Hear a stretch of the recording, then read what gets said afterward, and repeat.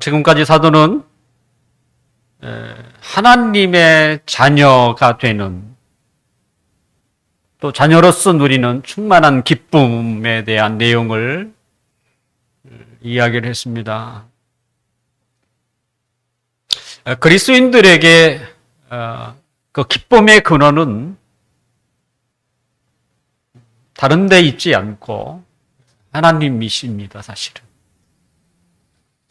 이 세상에 좋은 모든 것은 다 하나님으로부터 우리에게 온 것이죠. 야고보 기자도 야고보서 1장 17절에 보면 온갖 좋은 은사와 온전한 선물이 다 위로부터 빛들의 아버지께로부터 내려온다, 이렇게 되어 있습니다. 우리가 바라고 찾는 온갖 좋은 것들, 그것이 은사가 됐든 선물이 됐든 다 위로부터 내려온다, 하나님으로부터 내려온다는 것이죠. 이 말은 우리가 믿는 그 하나님이 어떤 분인지를 우리에게 설명해 주고 있습니다. 하나님 좋은 분이라는 거죠.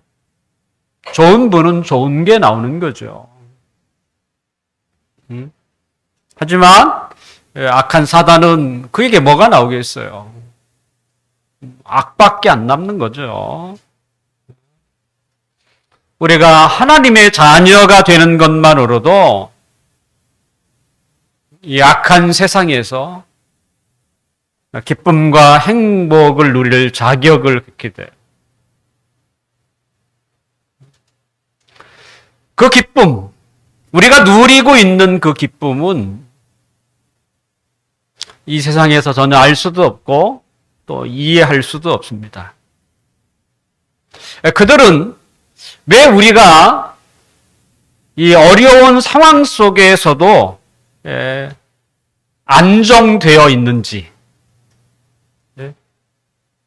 흔들리지 않는지 그것을 잘 모릅니다. 말한다고 해서 그들이 이해할 수 있는 것도 아니고요. 오늘 우리가 함께 암송할 그 암송 구절처럼 여호와를 경외하는 자는 견고한 의뢰가 있다. 한마디로 아버지를 잘 둔 덕분에 넘치는 은혜를 받고 살아간다는 얘기. 믿는 구석이 있다라는 거잖아요. 누가복음 15장에는 우리가 너무나 잘 아는 탕자의 비유가 있습니다.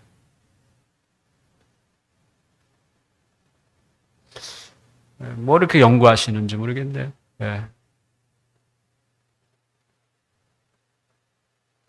그 첫째 아들의 비극이 뭡니까? 기쁨과 복의 근원이 되시는 그 하나님, 그 아버지와 함께 있어도 기뻐하지 못하는 것.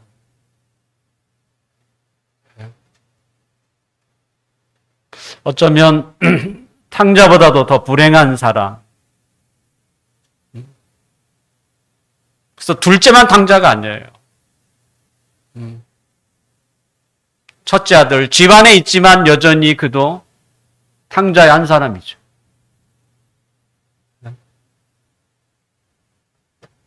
우리에게는 그런 게 없나요?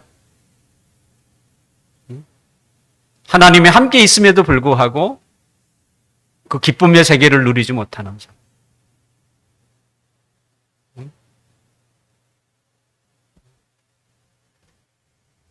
우리는 기쁨의 출처가 하나님께 있다는 사실을 기억할 필요가 있습니다. 세상은 무엇, 어떤 것에 기쁨을 그들이 찾지만 우리 신자에게 기쁨은 하나님께 찾아야 한다는 것이죠.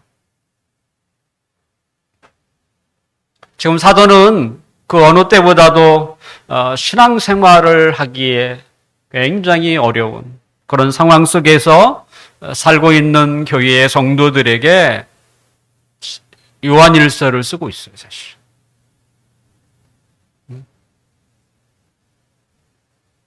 그가 이 요한일서를 쓰는 목적은 몇 가지가 됩니다만, 그가 제일 먼저 언급한 것이 요한일서 1장 4절에 보면 우리가 이것을 쓰면 우리의 기쁨이 충만하게 하려 합니다. 내가 너희들에게 이것을 쓰는 이유는 기쁨이 충만했으면 좋겠다. 설령 우리가 살고 있는 이 세상이 악한 세상, 또 빡빡한 세상, 우리 신자들이 살기에 참 버거운 세상일지라도 기쁨이 충만한 삶을 살 수 있다. 그렇게 살아다오. 그러면서 이 서신을 쓰는 게 아닙니까? 그 기쁨 충만이 어디에 있느냐?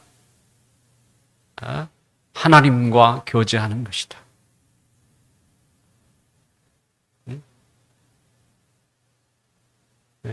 하나님과 교제의 기쁨. 아마 저뿐만 아니라 여러분들도 느껴보지 않았습니까? 그냥 하나님 앞에 아무것도 없이 그냥 하나님 앞에 그냥 그 마음을 다 쏟아내고, 그리고 그 기도 속에서 하나님의 임재를 기다리고,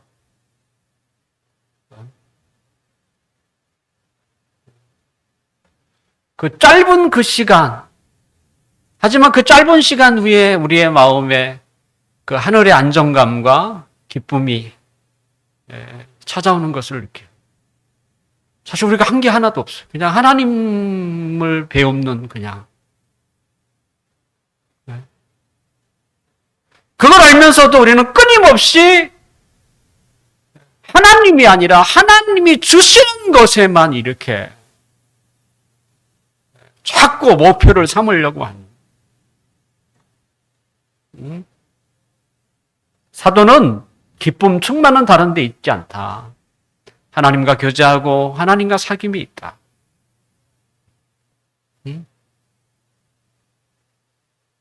그럼 얼마나 행복한지 아느냐? 얼마나 든든한지 아느냐? 얼마나 견고한 의뢰가 있는지 아느냐? 라고 우리에게 얘기하는 거예요. 그래서 성도라면 매일 그렇게 할 수는 없어요. 하기도 쉽지 않고. 하지만 일주일에 한 번 정도는 그런 시간을 여러분 가지셔야 돼요.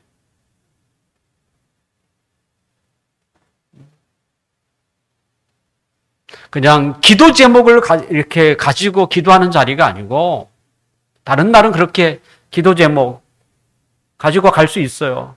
하지만 그날만큼은 그냥 하나님과 내가 독대한다라는, 그냥 심정으로, 그냥 내가 한번 하나님과 짧은 시간이지만 대화. 정말 하나님은 나의 대화의 상대로서 내가 나의 마음을 솔직하게 털어놓고, 그리고 그 대화를 하나님이 들으신다고 우리가 느껴야 되고, 그 대화에 하나님이 뭐라고 말씀하시는가 잠깐 좀 심을 좀 갖고,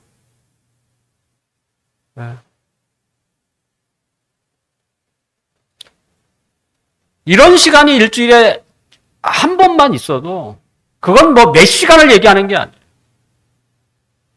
한 번만 있어도 일주일이 굉장히 충만해. 그게.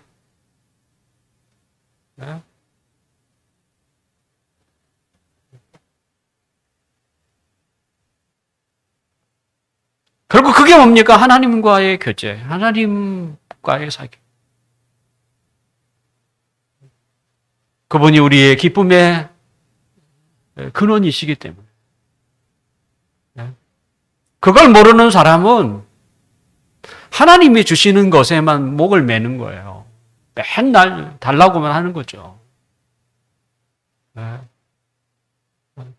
하나님 자체가 기쁨인데, 그 기쁨 자체이신 하나님은 다 옆으로 제껴버리고 하나님이 주시는 것에만 그냥 꽂혀 있는 거죠. 첫째 아들의 모습이죠. 이런 하나님과의 교제, 이건 누구나 가능한 일이 아닙니다. 누구나 할 수 있는 일도 아닙니다. 하나님과 교제하려면 반드시 그는 하나님의 자녀이어야 합니다. 하나님의 자녀만이 하나님과 만날 수 있어요. 대화가 가능해요.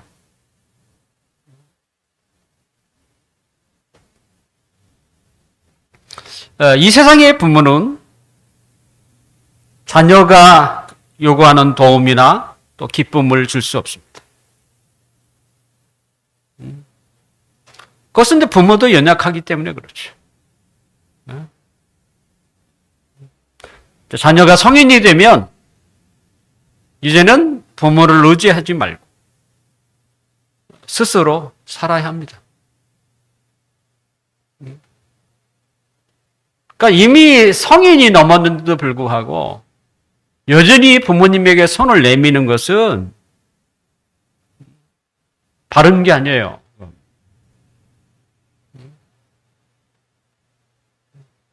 부모도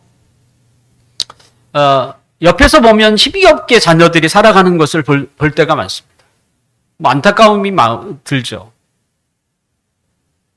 그렇다고 무엇을 해줄 수도 없죠.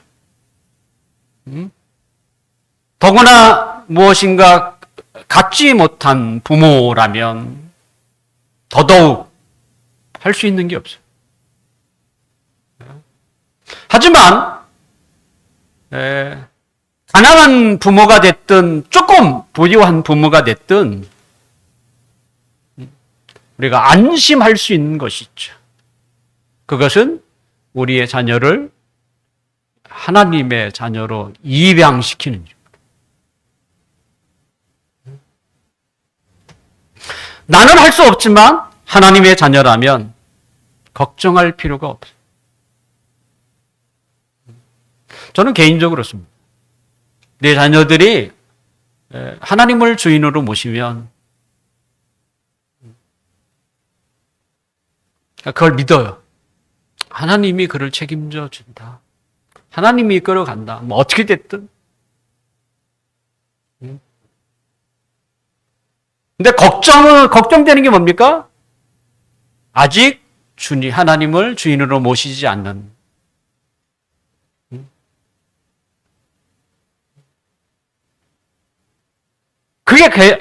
그런 자녀라면 그런 자녀가 가장 걱정. 그러니까 뭘 위해서 기도하겠어요? 공부 잘해서 이게 해결해 줍니까? 이게 해결이 되지 않아요. 그러니까 제가 유일하게 기도하는 건 그거 하나밖에 없어요, 사실. 나는 할 수 없으니까 하나님의 자녀로 입양시키는 기도. 또 실제 그래요. 그 다음에 하나님이 하는 거지 내가 하는 겁니다.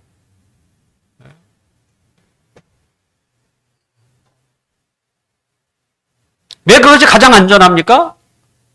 그것은 하나님이 최고의 훌륭한 부모이기 때문에. 하나님이 먹이고요. 하나님이 입히고 하나님이 다스리고 하나님이 그들을 지키시고 이끌어 가세요. 이렇게 좋은 부모가 어디 있습니까? 그걸 알기에 최대한 하나님의 자녀로 이왕시키려고 하는 것이죠. 사도는 우리가 세상에서 기쁨의 삶을 이미 알고 있는 자예요. 그래서 지금 그들에게 그 방법을 소개해 주는 거죠. 그러려면 하나님께 속한 자녀가 되어야 한다. 이것을 계속적으로 1장에서부터 2장, 3장 계속 강조하고 있어요. 그러면서 그는 끊임없이 묻습니다. 뭐라고 물어요? 당신은 진정 하나님의 자녀가 맞습니까? 지금까지 우리가 제가 설교한 내용이 다 그거예요. 당신은 진정 하나님의 자녀가 맞습니까? 어떤 분은 제가 설교를 좀 강하게 한다 이렇게 표현하는데 저는 이 사도를 보니까 이 사도가 더 강해. 네. 사도는 너무나 분명해. 네. 이건 아니다. 이건 하나님의 자녀가 아니야. 맞아. 아니야. 맞아. 이렇게 분명해. 네.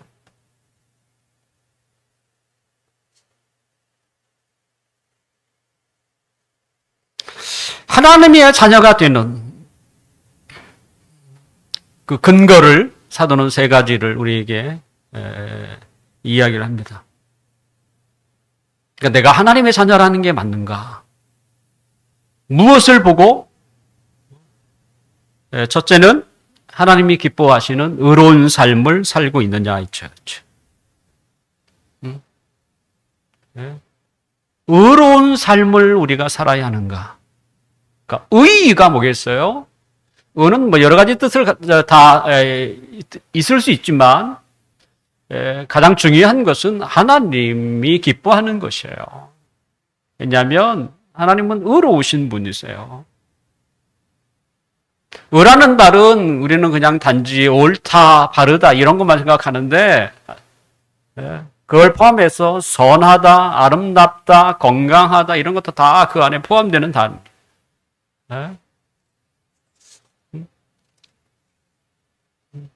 우리가 의로운 삶을 살 때 하나님이 기뻐하시죠. 우리는 어떻게 하면 우리가 하나님을 기쁘시게 할까 이런 고민을 할 때가 있는데 사실 답은 너무 쉬운 거예요. 하나님이 기뻐하시는 것을 하면 됩니다.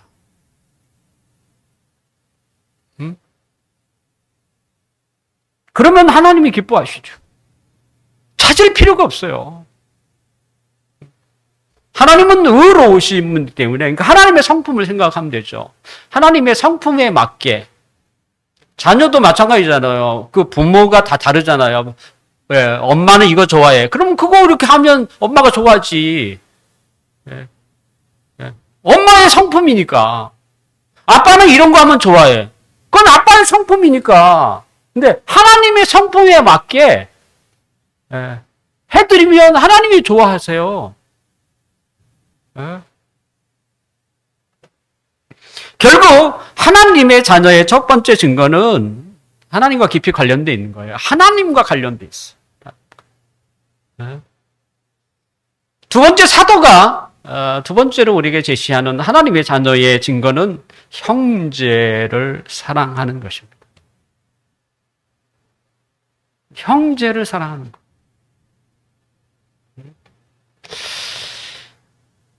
사랑이라는 단어, 이 사랑이라는 단어는 누군가가 도움이 필요할 때 그에게 도움을 주는 것, 그가 도움을 받는 것, 이런 것이 사랑이라고 말할 수 있죠.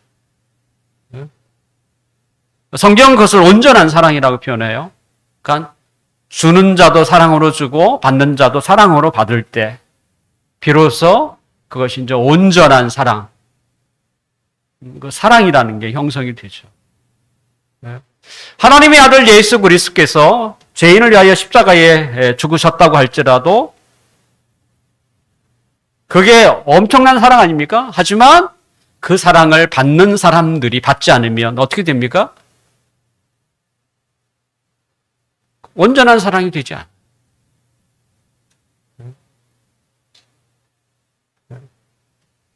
우리는 짝사랑을 사랑이라고 말할 수 있나요? 한쪽만 사랑한 거야. 상대방은 관심도 없는데. 그건 사랑이 아니잖아요. 우리는 하나님의 사랑에 반응한 사람이잖아요. 신자라는 게 뭡니까? 하나님의 사랑을 알고 그 사랑에 반응한 사람이잖아요. 그러면 뭡니까? 온전한 사랑이 된 거예요. 그런데 아직 이 세상에 살고 있는 사람들은 아직까지는 하나님의 사랑에 반응하지 못하는 사람인 거예요. 그 사람들은 그걸 사랑이라고 느끼겠습니까? 못 느껴요. 네.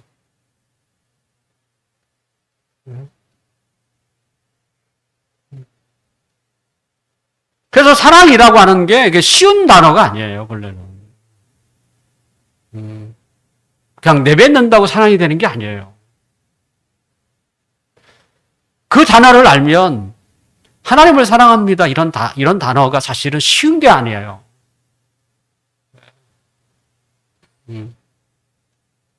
그래서 그 찬양을 부를 때에도 그렇게 그런 가사가 있을 때는 그냥 멈추게 돼. 감히 이 말을 못하는 거예요.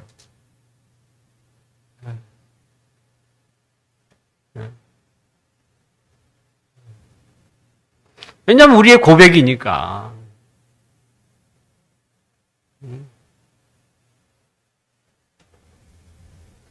세상의 노래는요, 그 사람들은 리듬에 중요해요. 흥을 돋구면 돼요. 근데 신자들에게 찬양은 뭐예요? 가사잖아요. 네. 왜냐하면 우리는 그것이 곡조 있는 기도고 우리의 신앙의 고백이다 보니까 그 가사를 마음대로 이렇게 찬양으로 부를 수가 없는 자신이 없어. 네.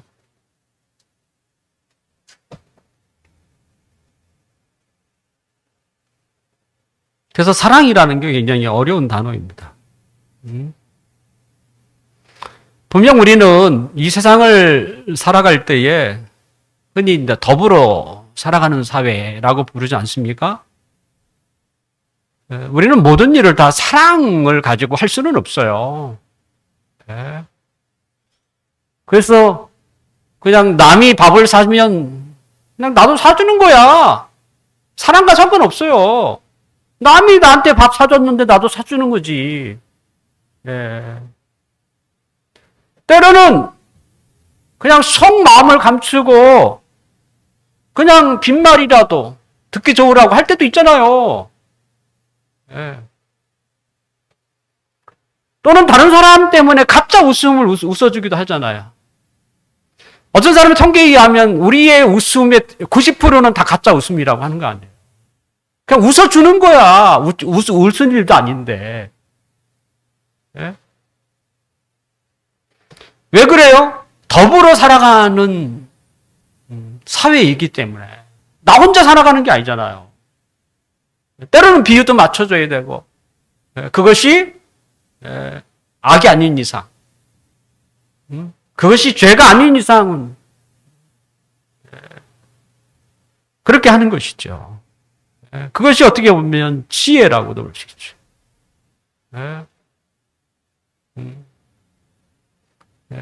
우리가 그렇게 지혜를 가지고 살아가는 것도 있고 또 어떤 경우에는 아까 진짜 사랑.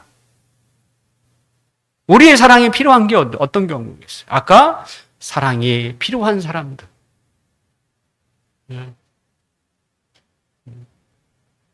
형제를 사랑하는 것은 넓게는 이웃을 포함할 수 있지만 좁게는 영적인 가족인 신자를 두고 하는 말입니다.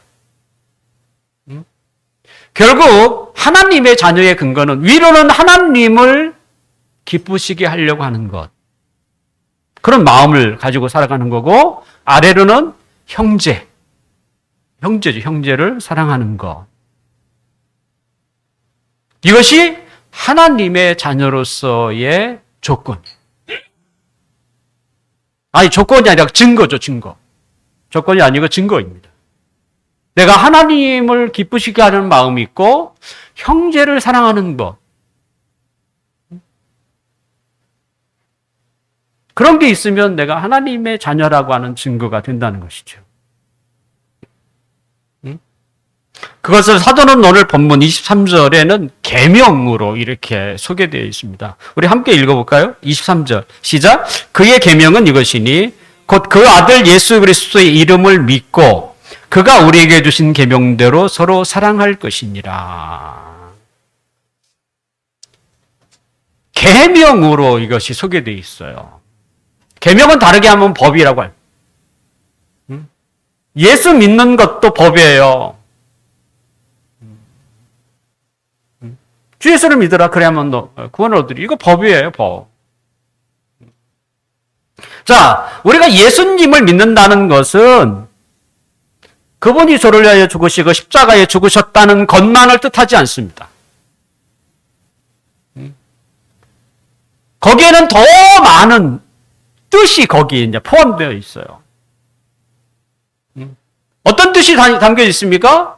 네. 주님이 저를 위하여 죽으셨으니 이제부터는 그 예수님을 주인으로, 인생의 주인으로 모시고 살겠습니다. 그리고 주님을 위하여 살겠습니다. 이 마음이 거기에 담겨 있어요. 우리가 예수님 믿는다고 할 때는 단지 십자가에 죽으셨고 부활하셨다 이것만 생각하는 게 아니에요. 내가 이제부터 예수님을 나의 인생의 주인으로 모시고 그렇게 살겠습니다. 나에게는 주님밖에 없습니다. 나의 삶의 목표를 이제는 주를 위해 사는 것으로 이제 정했습니다. 이런 뜻이 거기에 가장 크게 담겨 있어요.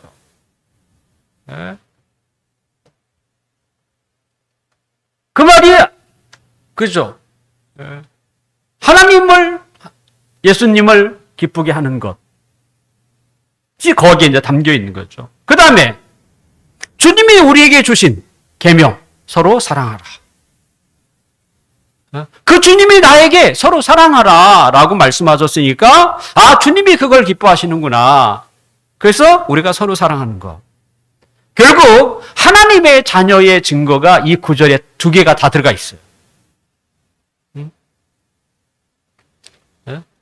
예수님을 위하여 사랑하는 것과 그 다음에 형제를 사랑하는 것이 두 가지 다 들어가 있어요. 자, 분명 이 두 가지가 우리가 하나님의 자녀라고 하는 중요한 증거인데 근데 이게 우리 안에 헷갈릴 수 있어요. 어떤 때는 내가 하나님의 자녀인 것이 맞기도 한 것 같고 어떤 때는 또 아예 아닌가 이렇게 생각을 할 때도 있고. 그래서 사도는 세 번째 우리에게 또 하나의 증거를 우리에게 소개합니다. 그게 24절이에요. 24절 함께 읽어봅시다. 시작. 그의 계명을 지키는 자는 주 안에 거하고 주는 그의 안에 거하시나니 우리에게 주신 성령으로 말미암아 그가 우리와 거하시는 줄을 우리가 아느니라. 오늘 사도는 우리가 주의 계명, 예수님을 믿고 그분이 우리에게 서로 사랑하라는 것처럼 사랑한다면 우리가 주님 안에 거하는 자가 된다는 거예요. 하나님의 자녀가 된다는 것을.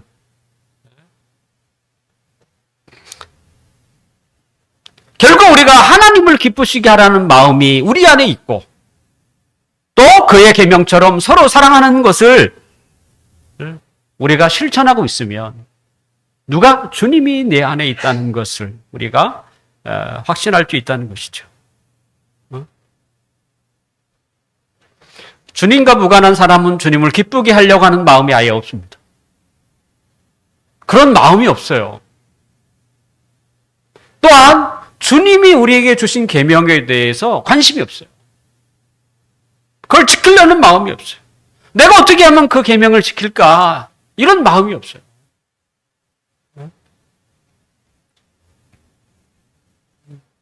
하지만 주님을 기쁘시게 하는 마음이 내게 있고 또 주님이 내게 말씀하신 것처럼 그죠? 서로 사랑하라. 이 말씀을 신실하게 지키려고 하는 사람은 어떤 사람에게 주님이 그 안에 있는 사람인 거예요. 이걸 더욱더 확실하게 우리에게 증거하는 분이 있는데 그분이 뭐냐? 오늘 본문 24절에는 성령으로 말미암아 성령 하나님이라고 소개하고 있어요. 성령 하나님. 요한일서에서 처음으로 구체적으로 성령 하나님이 등장하는 게 오늘 24절. 그전에도 분명 간접적으로는 소개했어요. 어떻게? 기름 부음이라는 단어로 성령님을 간접적으로 소개했지만 직접적으로 처음으로 등장하는 본문이 24절이에요.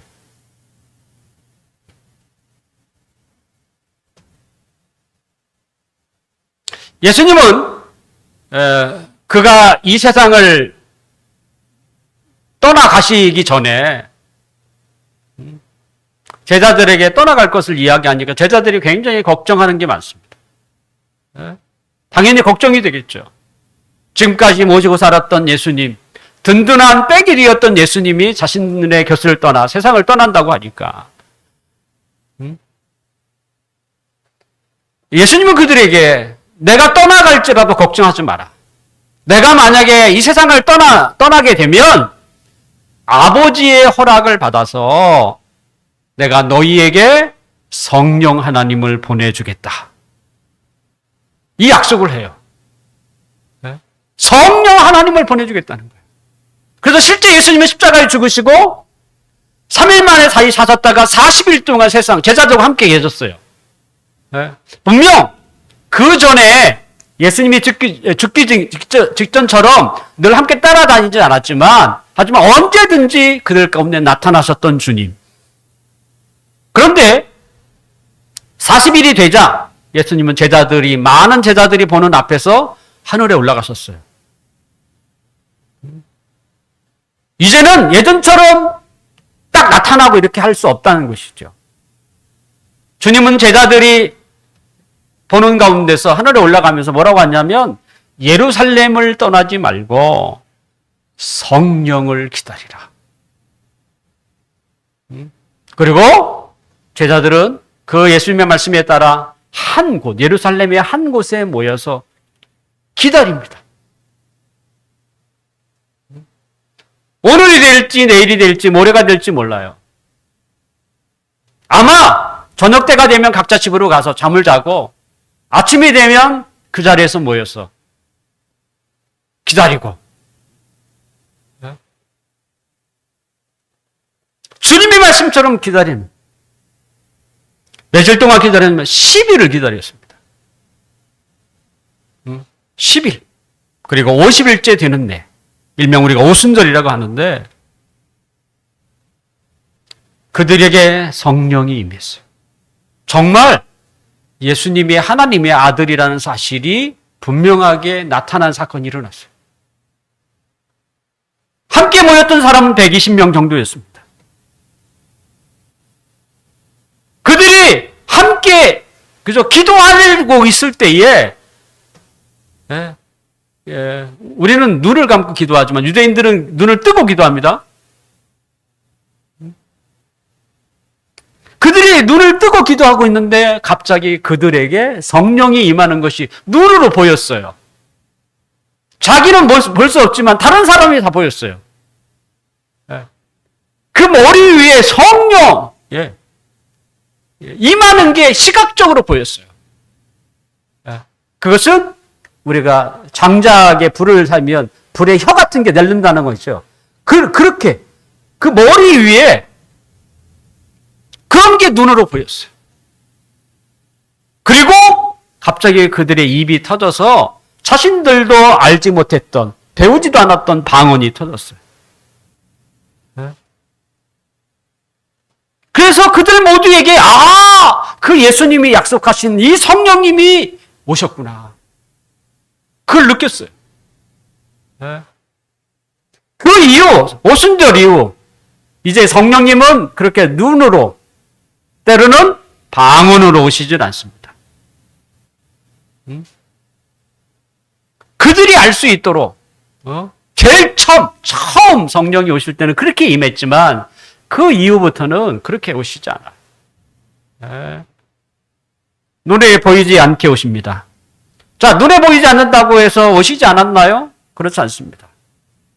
우리는 바람이 어디서 부는지 어느 방향에서 오는지는 잘 모릅니다. 하지만 바람이라는 것을 느낄 수 있듯이 우리가 성령님이 내 안에 있다는 것을 느낄 수가 있어요.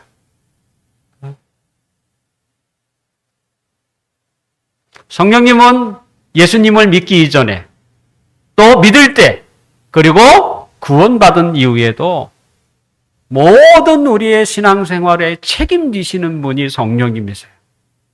그러니까 성령 하나님의 도움이 없으면 우리는 그 어떤 것도 아무것도 할 수 없는 것처럼 신자에게 있어서 모든 것을 다 관장하시는 분이 바로 성령님이라고 말할 수 있습니다. 그분이 우리를 살피시고요. 그분이 우리를 돌보시고 또 필요할 때 우리에게 은혜를 베푸시는 분이 바로 성령님이세요. 또한 그 성령님은 우리를 인도하세요. 그냥 필요할 때 도와주기만 하는 분이 아니라 친히 우리를 이끄세요. 어디로? 진리 가운데로. 생명의 길로 우리를 이끌어 주신다는 것이죠. 그 성령 하나님이 우리에게 중요한 증거를 하는데 그것이 뭐냐? 내가 하나님의 자녀라는 확신을 심어주는 걸 누가 해준다고요? 성령님이 해주세요. 때로는 우리가 내가 정말 하나님의 자녀 맞나? 이렇게 헷갈리고 때로는 사단이 우리의 마음을 유혹을 해서 막 흔들 때에도 너는 하나님의 자녀야 라고 확신을 심어주는 게 뭐겠어요? 그것은 성령님이세요. 분명 우리 안에 나는 하나님을 기쁘시게 할 거야 이런 마음을 품거나 때로는 하나님의 자녀들을 사랑하는 마음이 내게 있다면 하나님의 자녀예요. 근데 그게 불투명하고 언제는 그랬다가 언제는 그러지 않을 때 헷갈릴 때 그럼에도 불구하고 내가 하나님의 자녀라면 내 안에 성령님이 나에게 그런 확신을 심어줍니다. 너는 그럼에도 불구하고 너는 하나님의 자녀야.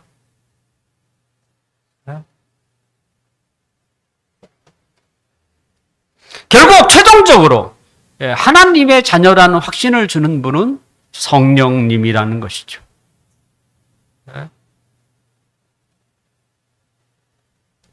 혹시 여러분은 사단의 유혹에 끌려 이렇게 다닐 때에 그 마음 가운데 성령의 인도하심을 느껴본 적이 있습니까?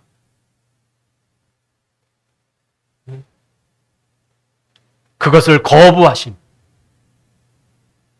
사단의 유혹을 우리에게 거북해 하신 그런 성령의 그 마음을 여러분 느끼신 적이 있나요? 때로는 사단이 우리에게 절망과 좌절을 심어줄 때 내 안에 성령님이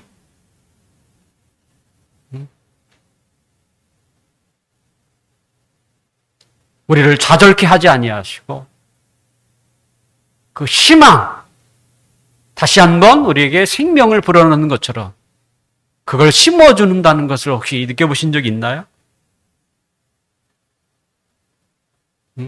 만약에 그것을 느낄 수 있었다면 그는 하나님의 자녀입니다.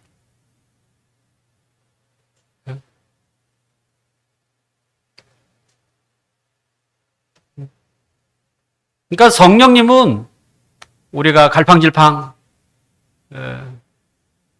때로는 우리가 신자의 모습에서 뒤처질 때 그런 상황에서 성령님은 절대적으로 우리에게 필요해요. 그러니 얼마나 흔들리겠어요. 성령님이 아니라면 우리는 그냥 그 사단의 유혹에 무직 끌려가는 것이죠. 이제 말씀을 마치려고 합니다. 우리가 하나님의 자녀로서 삶을 살 때에 우리는 사단의 소리가 있고요. 성령의 소리가 있어요.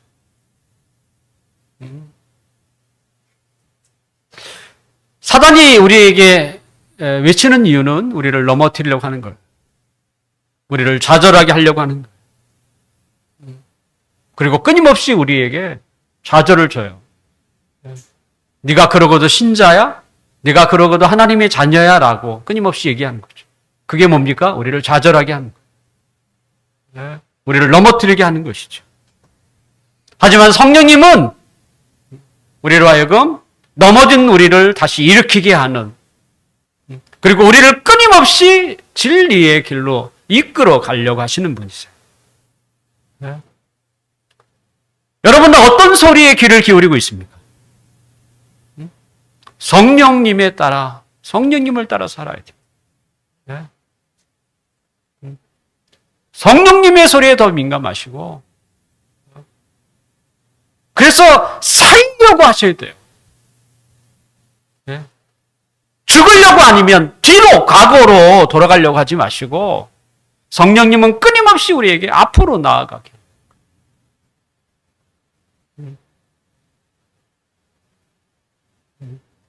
성령의 소리에 민감하신 분은 끊임없이 앞을 향해 가요. 이 말이 뭐겠습니까? 네? 우리 전진해 간다는 얘기죠. 이것은 끊임없이 내가 하나님을 알고 깨달아 알고 배우고 그리고 내가 찾아야 할 분이 누군지를 알고 내가 목표로 삼아야 할 사명이 무엇인지를 알고 아무리 옆에서 뭐라고 한들 꿋꿋하게 그 길을 걸어가.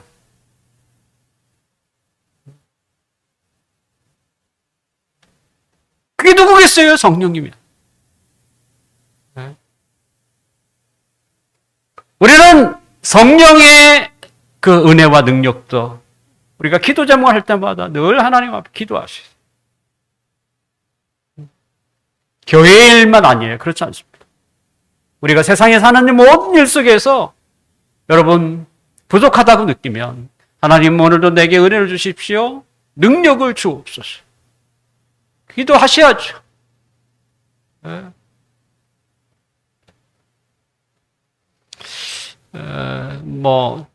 제가 탁구를 치면서 거기에 교회를 다니는 분들 계세요.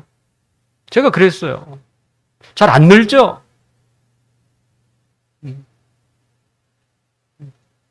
저는 잘 안 될 때 하나님께 기도를 합니다. 그랬더니 그분이 굉장히 놀라시더라고요. 뭐 이런 걸 가지고 하나님께 기도하는 건.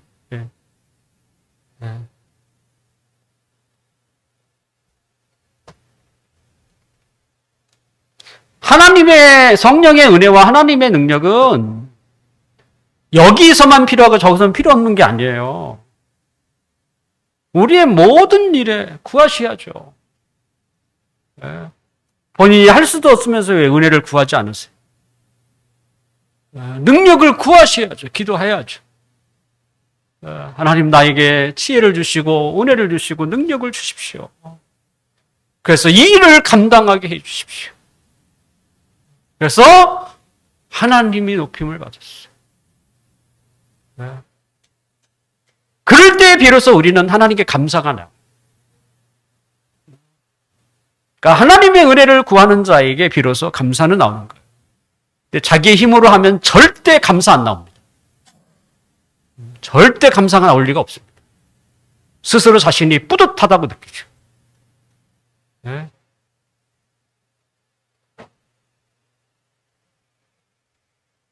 성령의 소리에 민감한 성령 충만한 사람이 되시기를 바랍니다. 성령의 사람으로 살기를 원합니다. 우리는 영적인 사람이에요. 그러니까 성령의 사람들이라는 거예요. 바라옵기는 저와 우리 모두가 성령을 통해서 그 능력을 힘입어서 살고 확신 가운데 살고 그 인도 가운데 살아서 하나님의 자녀로서 이 세상에 기쁨이 충만한 그 삶을 복되게 살아가기를 주님의 이름으로 축원합니다. 기도하겠습니다. 아버지.